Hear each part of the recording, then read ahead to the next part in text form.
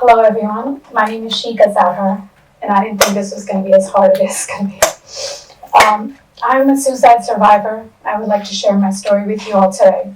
I lost my husband, my high school crush, to suicide on July 25th, 2016.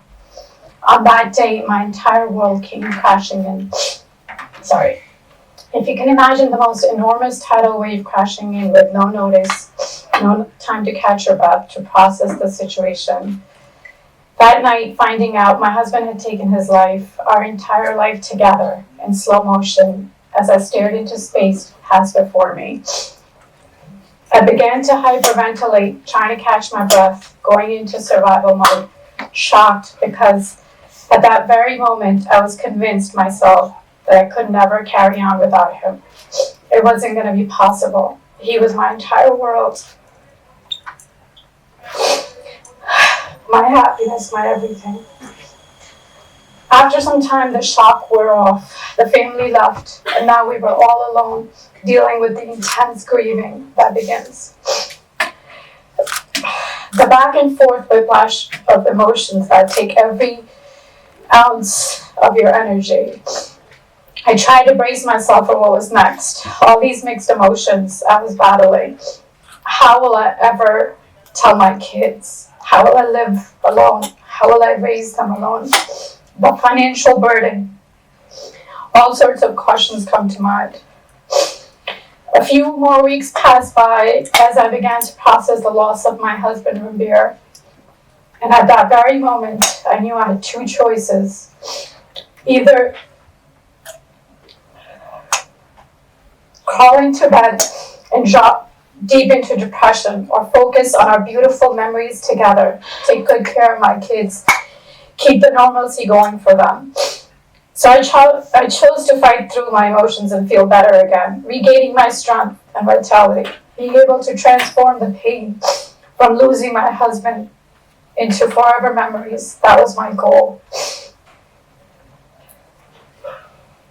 In this entire process, the biggest challenge was how to tell my son, thank you, about his dad's death to suicide. What was the right thing to say? Or was there even a right thing? I didn't want him to find out from anyone else other than me. So I told him the entire truth. I didn't want him to hold anything against me. What I told him in short was, your dad loved us all very much. He was dealing with depression for a long time.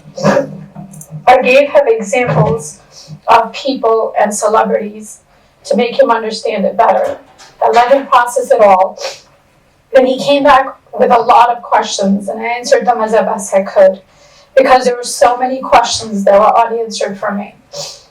My daughter, who was 4 at the time, was unable to process what had happened to her dad all of a sudden.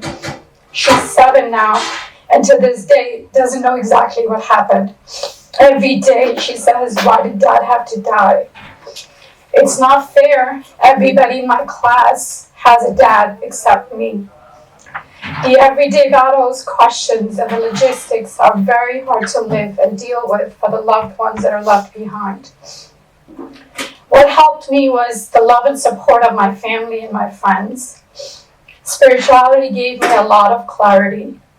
And I wanted my kids to be strong and brave and show the world that there's always hope no matter what the situation is.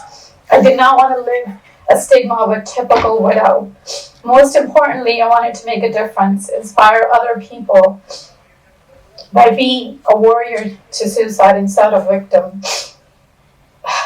That's why I'm here today sharing my experience with you all. We also started a suicide survivor group named Janani in Edison for people that are in my situation to come and listen and share their own stories. These support communities definitely assist in helping one feel less isolated.